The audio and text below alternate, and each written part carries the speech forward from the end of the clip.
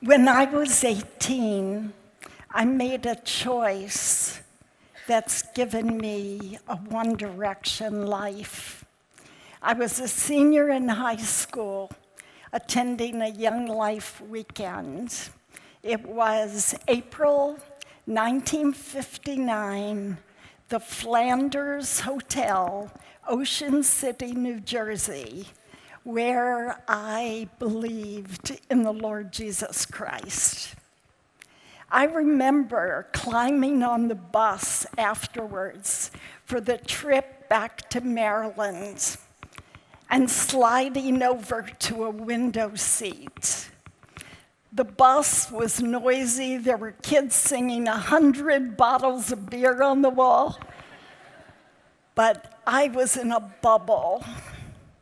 I was having my first date with Jesus. And that was the start of a lifelong affair of the heart. For the first time, I was coming to the Bible with spiritual connection.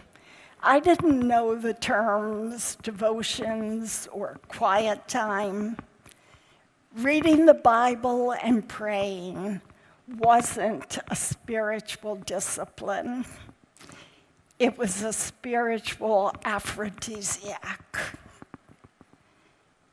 But sometime in my first year of college, that heady sense of God's presence faded.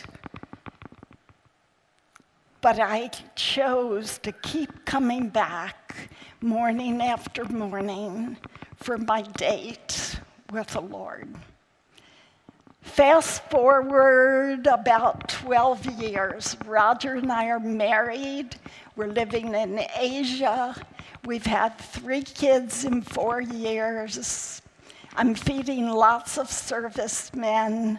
I've got spit up on my shoulder and a fatigued brain bordering on hamburger. And my dates with Jesus looked very different. Sometimes it was just a verse card on the arm of the rocking chair as I'm nursing a baby. And there were some days when I missed it altogether, but it was still an affair of the heart. I believe that our choices shape us. And for me, there are 2 choices. The choice to keep the date with the Lord every day. And the second is the choice to keep it an affair of the heart. And I need to make those choices over and over again. But it's in my date with Jesus that I see him, that he tells me I am his and he is mine. It's in my date with Jesus that he reminds me I'm forgiven and blessed, and that he measures success differently, that there are invisible realms, that my life is hid with him in God, and that where I'm weak, he's strong. It's in my date with Jesus that transformation begins from the inside out. It's in my date with Jesus that he gives me something fresh to give to the generations behind me. And I believe the choice to keep a daily date with God has kept me from frittering my life away. I've been a mentor with a young moms group for 14 years. We were sitting around talking, and one young mom, this adorable girl with this smoky Southern twang and a master's degree, said, I get up 30 minutes before my kids to do Pinterest. And the second mom said, oh, I don't let myself do Pinterest until I've got certain things done on my do list. And the first mom said, if I waited until I got those things done, I'd never get to Pinterest. She's right. Whatever's important to you, you can't just fit it into life. You need to build your life around it. I believe our choices shape us. I believe also that our choices reveal us. If I asked that young mom to put down her 5 highest values, Pinterest wouldn't be on the list. But it's Pinterest that gets her up in the morning. I believe my choices keep me honest. They help me see if what I say I value, I really value. This year, Roger and I celebrated our 50th wedding anniversary. Thank you. Thanks. It's a grace. It's wonderful.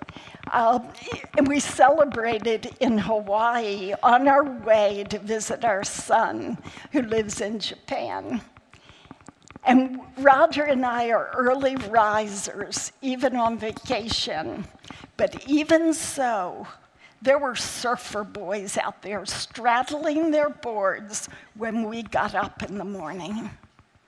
And this intrigued me because some Colorado high schools have instituted a later start time based on teen sleep studies. As you remember, teens like to sleep late. So what's happening here?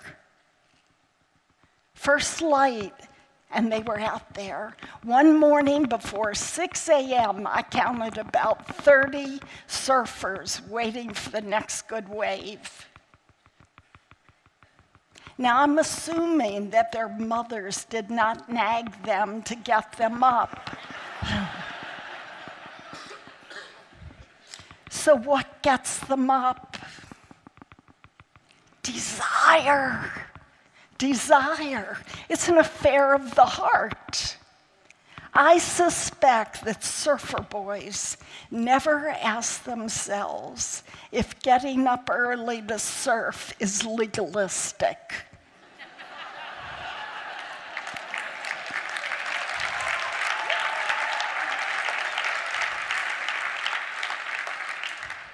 Surfer boys know that desire and discipline feed one another. Desire plus discipline equals delight. I cannot create desire for God. That's a gift at the new birth. I can't create desire for God, but I can feed it. And I can also drain it of its holy energy by neglect. When my energy level, my desire for God is at low tide, I keep my date with Jesus in the same spirit I keep my wedding vows. Andrew Murray wrote, "The desire and the choice prove what a man is already and decide what he is to become." At 74, my energy level is diminished. Like you, I need to choose where my time and my energy will go. But as I approach the finish line, one thing is clear to me. I'll end up with the life that I've chosen. I have kept a morning date with Jesus almost every day for 57 years. I can't tell you how grateful I am to the Lord that at 18, I made a choice that's given me a one-direction life. This is not an achievement. It's a grace. Our God is magnificent.